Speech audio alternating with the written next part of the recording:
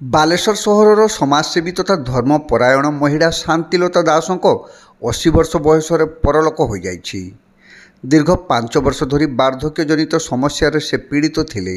ସୋମବାର ପୂର୍ବାହ୍ନ 10:40 ସମୟରେ ସେ ତାଙ୍କର ସୁନଟସ୍ଥିତ ଆଖଡ଼ାଶାଳ ବାସଭବନରେ ଶେଷ ନିଶ୍ୱାସ ତ୍ୟାଗ କରିଥିଲେ।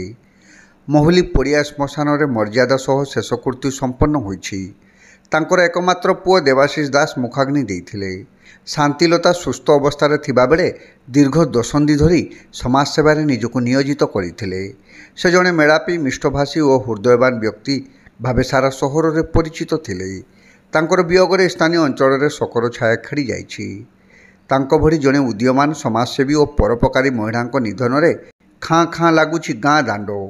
ତାଙ୍କ ସମାଜସେବା ସବୁଦିନ ଅନ୍ୟମାନଙ୍କ ପାଇଁ ପ୍ରେରଣା ହୋଇ ରହିବ ବୋଲି ଅଞ୍ଚଳବାସୀ ମତବ୍ୟକ୍ତ କରିଛନ୍ତି। ଏହାସହ ଅମର ଆତ୍ମାର ଏକ ସଦ୍ଗତି ନିମନ୍ତେ ପ୍ରାର୍ଥନା କରିଛନ୍ତି। ମୃତ୍ୟୁବେଳକୁ ପରିବାରବର୍ଗଙ୍କ ସମେତ ଆତ୍ମୀୟ ସ୍ୱଜନ, ସମ୍ପର୍କୀୟ, ସାଙ୍ଗସାଥୀଙ୍କ ସମେତ ବହୁ ବିଶିଷ୍ଟ ବ୍ୟକ୍ତି ଉପସ୍ଥିତ ରହିଥିଲେ। ଦେଢ଼ଶୁର ଶରତ ଚନ୍ଦ୍ର ଦାସ, ପୁତ୍ରବଧୂ ଭୁବନେଶ୍ୱରୀ ପଣ୍ଡା, ନାତି ନାତୁଣୀ, ପୁତୁରା ଏବଂ ପୁତୁରାବଧୂ ପ୍ରମୁଖ ଉପସ୍ଥିତ ରହିଥିଲେ।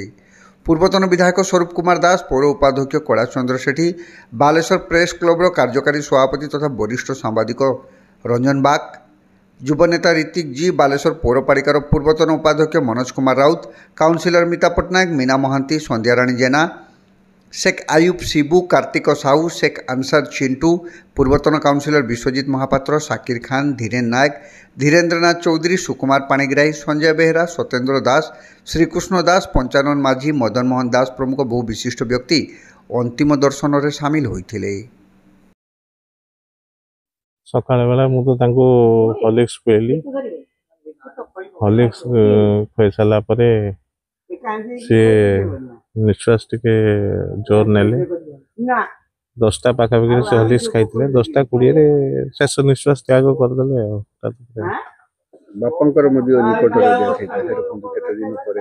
बापांकर आज 24 दिन पर माँ चली गले। माँ दीर्घ दिन धरी असुस्थ थे। दीर्घ 5 वर्ष सी कहते गले असुस्थ थे। मेमोरी पूरा जीरो हो वार्धक्यजनित पीड़ित थे। आमर महुल पड़िया जो अच्छी आम निज जगह अच्छी निजस्व से बापा को दिखाई आमर सब पूर्वपुरुष मान दिया जाए आम निज जगह से जगार आम दबू।